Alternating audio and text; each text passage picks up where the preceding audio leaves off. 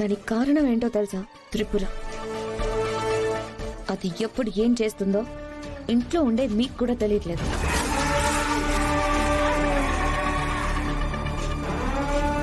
ఏం మాట్లాడుతున్నావు నిత్య?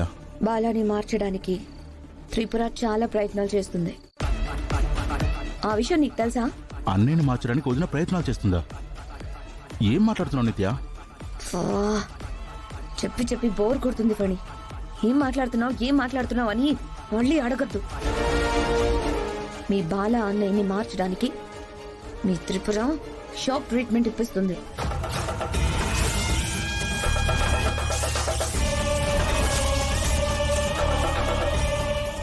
షాక్ ట్రీట్మెంటా? నువ్వు చెప్పింది నాకేం అర్థం కావట్లేదు. చూడు,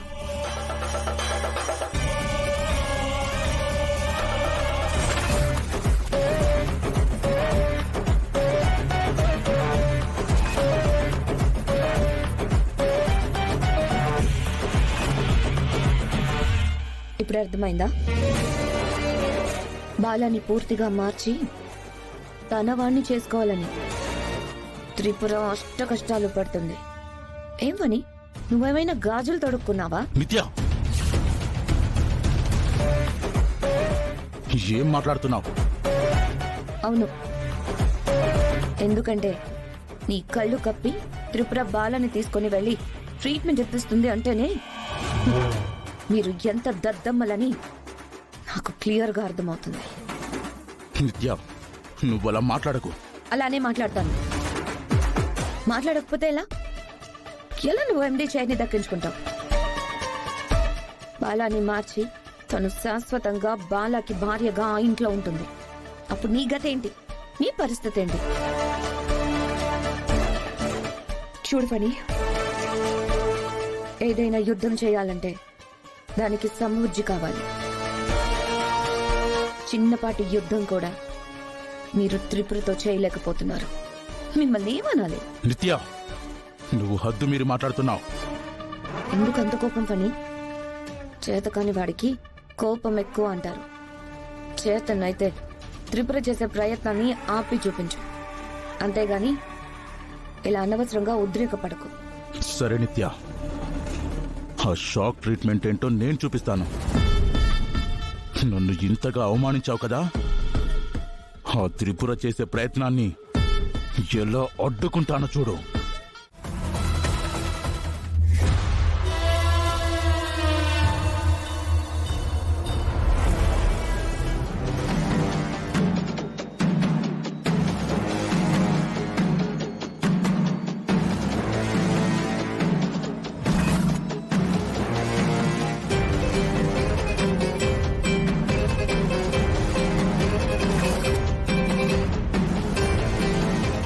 ఇంట్లో ఎవరికి తెలియకుండా, మాకు అనుమానం రాకుండా ఆ బాలాకి షాక్ ట్రీట్మెంట్ చేయిస్తున్నావా త్రిపుర?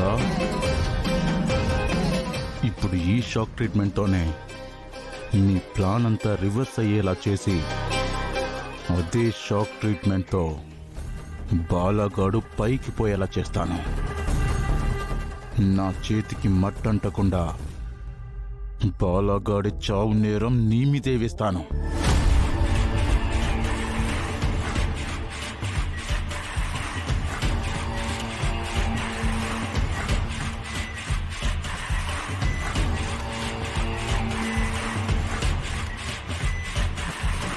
ఇంత షాక్ గనక తగిలితే చావు గ్యారెంటీ.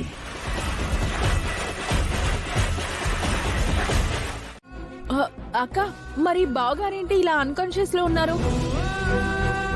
బాలగారికి క్యూర్ అవ్వాలంటే షాక్ ట్రీట్మెంట్ ఇవ్వాలని డాక్టర్ గారు చెప్పారు.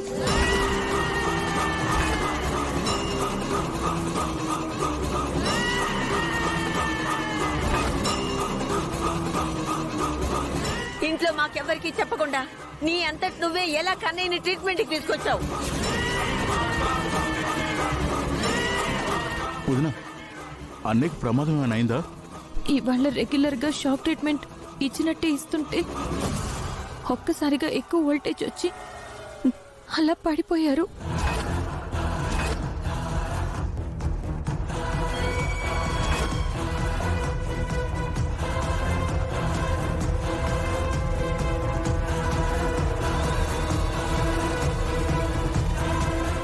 ఏంటమ్మా త్రిపుర ఇది? మాకు చెప్పకుండా ఇలా ఎందుకు చేశావు? నీకు బుద్ధుందా అసలు?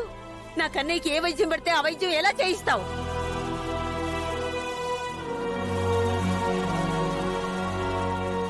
నా కన్నయ్య విషయంలో ఎలా నీ ఇష్టం వచ్చినట్టు నిర్ణయాలు తీసుకుంటావు?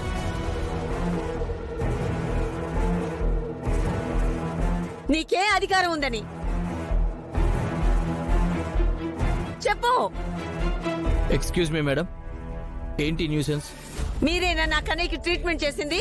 అవునండి. మీరు ఎలా మా బావగారికి ఇలా ట్రీట్మెంట్ ఇస్తారు? అలా అడుగుతున్నారేంటండి? పేషెంట్తో పాటు తన భార్య వచ్చారు. ఆమె అనుమతి తీసుకునే మేము ట్రీట్మెంట్ చేశాం.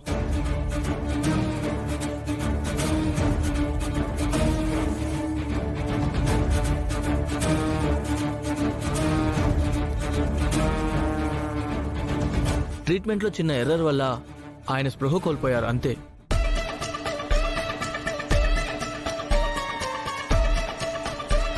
ఆయన ప్రాణానికి ఏం ప్రమాదం లేదు. ఒక 10 నిమిషాల్లో స్పృహలోకి వస్తారు.